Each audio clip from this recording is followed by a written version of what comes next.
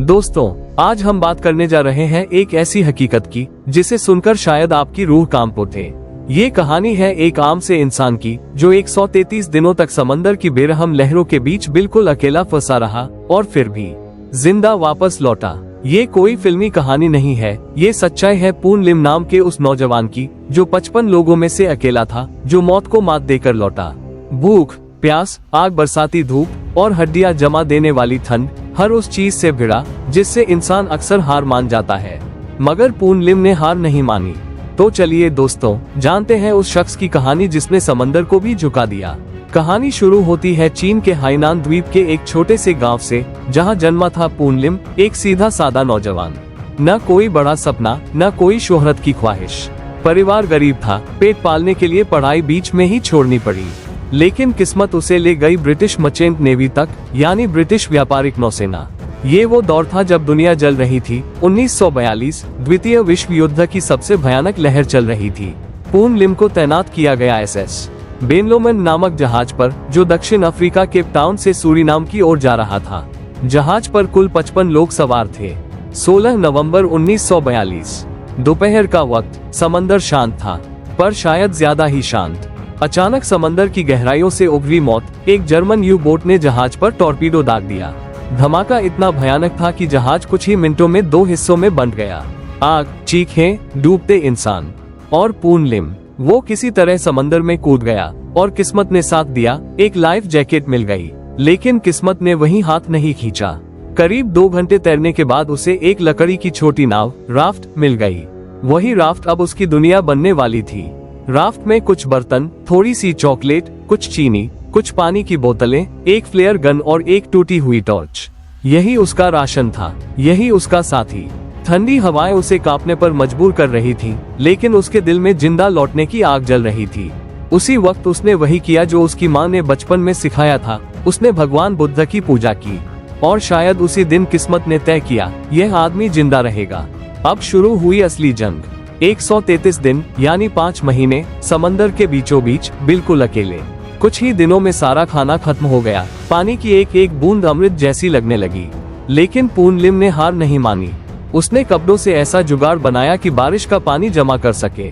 वो आसमान की ओर कपड़ा फैला देता और उसमें जो भी बूंदें गिरती वो उसकी जिंदगी बढ़ा देती। भूख लगती तो कभी मछली पकड़ने की कोशिश करता, तो कभी टॉर्च की रोशनी से रात में शार्क को दूर भगाता। रातों में ठंड इतनी ज्यादा होती कि हाथ पांव सुन्न हो जाते। कभी तूफान की लहरें राफ्ट को इधर उधर उछालती, तो कभी सूरज इतना तपता कि चमड़ी छिल जाती। लेकिन एक चीज जो नहीं टूटी वो थी उम्मीद। और फिर 133वें दिन दूर से एक जहाज दिखाई दिया, ब्राजीलियन मछुआरों की नाव। पून लिम को बचा लिया गया। जब उसे अस्पताल में भर्ती कराया गया तो डॉक्टर हैरान रह गए। उसका शरीर टूट चुका था, लेकिन उसकी जिंदगी से लड़ने की जिद आज भी वैसे ही मजबूत थी। आज पून लिम की कहानी पूरी दुनिया के लिए एक मिसाल है कि इंसान चाहे तो समंदर की गहराइयों से भी जिंदा लौट सकता है। पून लिम ने नाव की रस्सियों और कील से एक छोटा मछली पकड़ने का कांटा बनाया। घंटों इंतजार करता, और जब कोई मछली फंसती तो भूख ऐसी होती कि वो उसे कच्चा ही खा जाता। धीरे धीरे उसने सीखा, अगर मछली को तेज धूप में थोड़ा सुखा लिया जाए तो शरीर को कम नुकसान होता है। अब वह मछली को नाव में रखे बर्तनों में पकाने या फिर धूप में सेक कर खाने लगा। कभी कभी सीगुल्स यानी समुद्री पक्षी नाव पर आ जाते थे। पून लिम बेहद सावधानी से उन्हें पकड़ता और फिर उन्हें भी धूप में सुखाकर खा लेता। अब उसकी जिंदगी सिर्फ एक संघर्ष बन चुकी थी। एक दिन उसका हाथ नाव में रखे टीन से कट गया। खून बहा और समंदर में फैल गया। कुछ ही समय में 2 शार्क मछलियां उसकी नाव के चारों ओर चक्कर लगाने लगी। वे नीचे से नाव को धक्का देने लगी। पून लिम कांप उठा, लेकिन हिम्मत नहीं हारी। वो चुपचाप बैठा रहा और कुछ देर बाद शार्क वहां से चली गई। लेकिन अब उसका शरीर जवाब देने लगा था। भूख इतनी बढ़ गई थी कि आंखें खुलती नहीं थीं, हाथ कांपते थे। कई बार तूफान आता और जो मछलियां उसने बचा रखी थीं, वे भी समंदर में बह जाती। दिन में सूरज की आग जैसी गर्मी उसकी त्वचा को जला देती और रात में बर्फ जैसी ठंड उसकी हड्डियों को जमा देती। उसकी सांसें भारी होती जा रही थीं, लेकिन उसका इरादा अब भी चट्टान जैसा मजबूत था।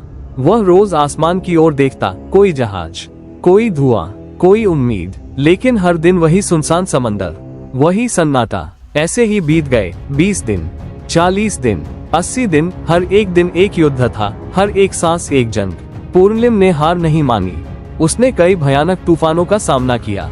कभी दिन में, कभी रात में नाव डगमगाने लगती, लगता जैसे समंदर अभी नाव को निगल जाएगा। कई बार वह रात में सोते सोते पानी में गिर जाता, और जब वो मछली पकड़ने के लिए समंदर में उतरता तो उसकी छोटी सी नाव बह जाती। फिर भी वह किसी तरह तैरकर अपनी नाव तक वापस लौट आता। अब वह रात में अपनी कमर से नाव को रस्सी से बांधने लगा ताकि नाव दूर न चली जाए। हर बार थोड़ा और थकना, हर बार जिंदगी से और लड़ना, लेकिन फिर भी उसने हिम्मत नहीं हारी। उसने उसी नाव को अब अपनी दुनिया मान लिया था। अब उसका संघर्ष अपनी हदें पार कर चुका था। वह सिर्फ हड्डियों का ढांचा रह गया था। आंखें धंसी हुई, होंठ सूख चुके थे, लेकिन दिल में अब भी एक छोटी सी उम्मीद थी। कभी कभी उसे दूर से बड़े बड़े जहाज नजर आते। वह खड़ा होकर चिल्लाता, हाथ हिलाता, फ्लेयर गन से संकेत करता, लेकिन किसी ने उसे नहीं देखा। असल में उसकी नाव लकड़ी की, बहुत छोटी और पानी के रंग जैसी थी, इतनी कि दूर से किसी भी जहाज से देख पाना नामुमकिन था। एक बार तो ऐसा हुआ कि दो बड़े युद्धपोत उसके काफी पास से गुजरे। पूर्णलिम ने देखा, फ्लेयर छोड़ा, चिल्लाया।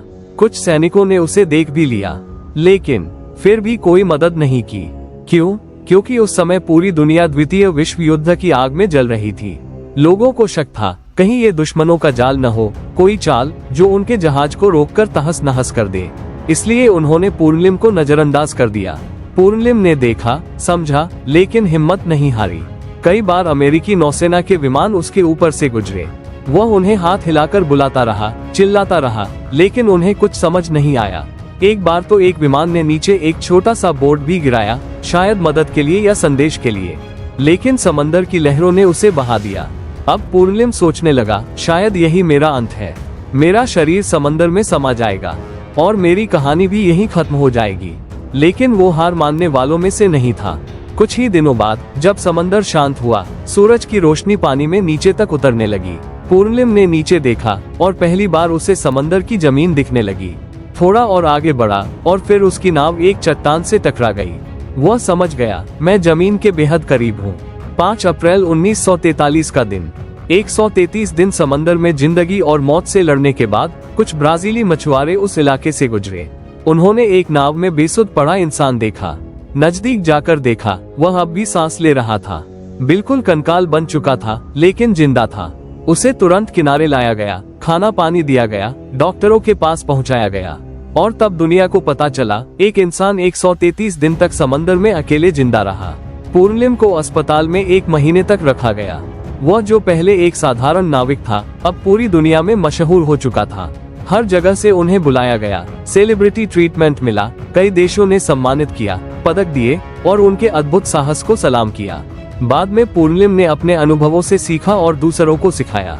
उन्होंने नेवी अफसरों और समुद्री यात्रियों को ट्रेनिंग दी कि कैसे समंदर में अकेले रहते हुए भी जिंदा रहा जा सकता है। धन्यवाद दोस्तों, आपने इस वीडियो को अंत तक देखा, इसके लिए दिल से शुक्रिया। तो दोस्तों, ये थी 133 दिनों की सच्ची और कपकपाने वाली कहानी।